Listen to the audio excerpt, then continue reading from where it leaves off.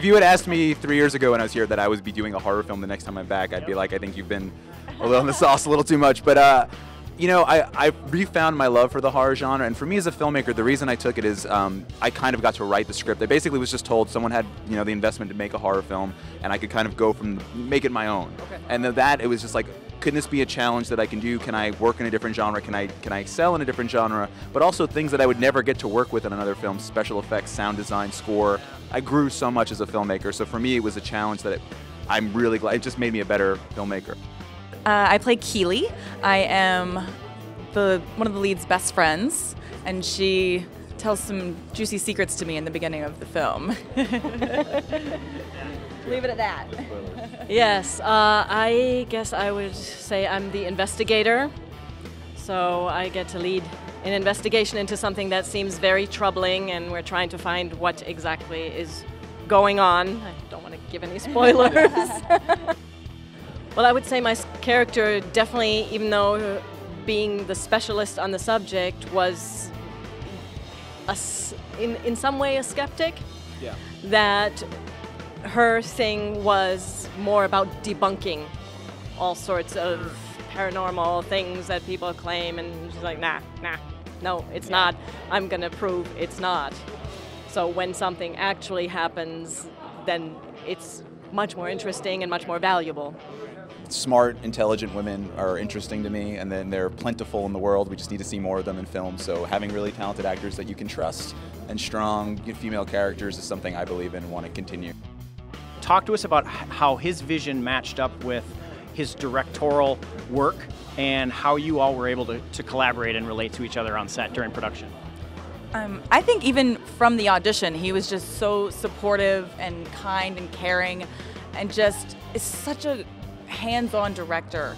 He just really is an actor's director and knows all the right things to say, and he takes time to kind of get to know you as a person before you get to set and you're so rushed. He knows what to say and what buttons to push to get a character to come to life from you, and how you kind of connect to that character because he knows you as a person, and he knows those characters because he wrote them, and he knows how to get it exactly what he's looking for. I would add, for me, the main word would be support. Yeah.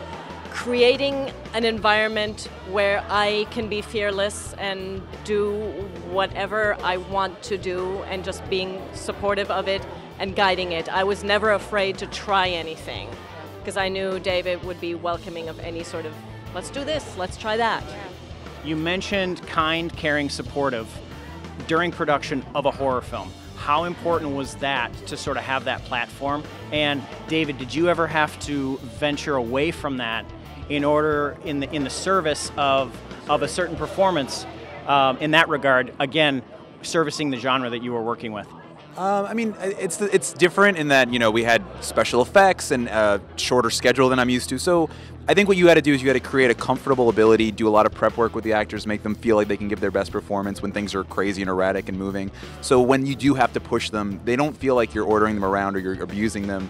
They want to get the job done. They love what they're doing, you know. And if Fiona, some of the actors got a little beat up on the set, you know, with some stunts and some makeup.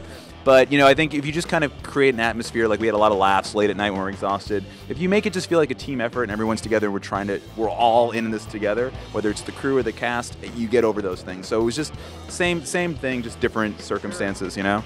What's it like being here again at the Twin Cities Film Fest? Has this become a destination for you? Absolutely. I can't think, I would come here with any project. I love what Steve, Jayden, everybody that comes together and makes this festival so great. And just even in 3 years to see how much it's grown in the best ways, and it's just encouraging local filmmakers. Like it's just really, really good films, big, small, local, non-local. It's a great experience for any filmmaker. So I would come here. I'm so happy to be here again. I'm so thankful you guys had me back here again. Yeah. So I would absolutely. I mean, I think it's a great. Anyone, submit. Come here. It's fun. It's awesome. Tell us what is, if you're able to, what's next for the film?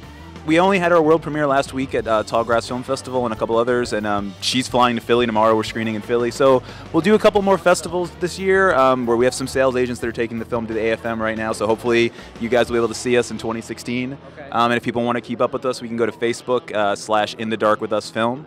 and we'll screenings and when we get released and everything else you need to know about the film and these great people here. Fiona and Kayla, will you please give our audience any other information on how we can find more of your work? Sure, yeah, you can go to my website, www.kaylalaser.com, Leasure. I would add to that probably, yeah, there is a website, FionaHorrigan.com, Facebook, and trying to keep up with work. What always helps is IMDb. Absolutely, Just I agree look with us that, up yeah. on IMDb. We can't wait to see this in the dark from David Spaltro once again. Thank you.